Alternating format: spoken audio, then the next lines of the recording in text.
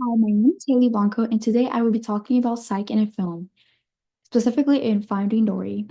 So, the movie. We know that Dory is a blue-tailed fish who suffers from memory loss. It all starts when Dory, after just swimming around, she meets with Marlin, and she starts to wonder where her parents are because she suddenly remembers that she has parents and a home.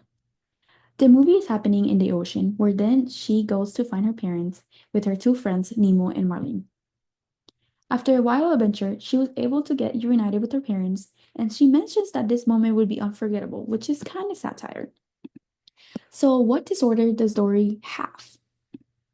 So, we know that Dory forgets that her friends have said before. What her friends have said before. We know that she had forgotten about her parents and what had happened in her life until she heard the word home. So, Duff even said that Dory forgets that she has met Marlin, an example of anterograde amnesia.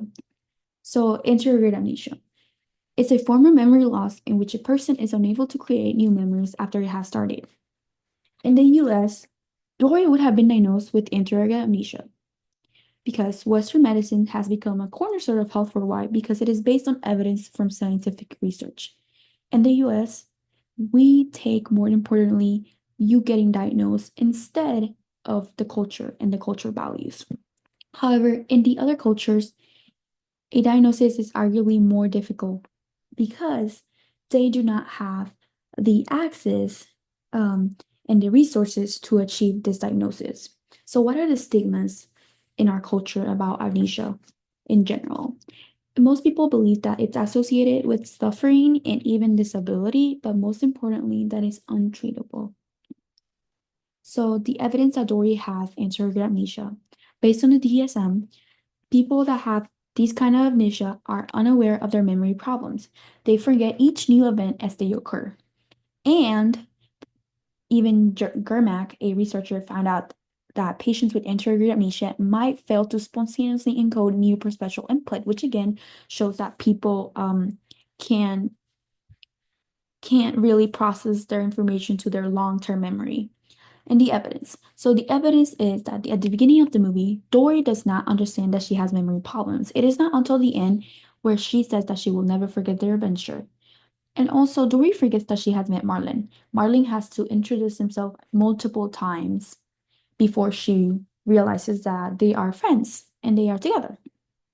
So the treatment for this. So based on research made, the best way to try to approach treatment is magnetic seizure therapy. Researchers have been investigating this on a small sample of people, and there was a mild improvement in their memory when given the magnetic seizure. However, it has not been proven to help that much. Kaiser even said that we observed changes in anterograde amnesia, although they were not clinical relevant, which makes sense because it was a really small sample of people. So the ethical issues with this type of treatment is that all patients provided written informed consent before study inclusion. All procedures performed for this study comply with the code of ethics of the World Medical Association. So it doesn't seem that there was any ethical issues. However, the socioeconomic problems and the cultural issues are that this type of treatment is extremely expensive, which would put into a disadvantage that different cultures who are stereotypically in a lower socioeconomic class. It is also not available in developing countries. It's mostly available in Europe or Asia and the United States. So the portrayal of disorder in Finding Dory. Even though Disney tries to do a good job of portraying this disorder, they keep mentioning throughout this movie that Dory has a short-term memory loss, which is not true. Dory has a problem with holding the information for a longer time. However, overall, the movie does give some understanding of what amnesia is, which allows kids to understand the concept of the psychological disorder. These are my resources, and thank you so much for listening.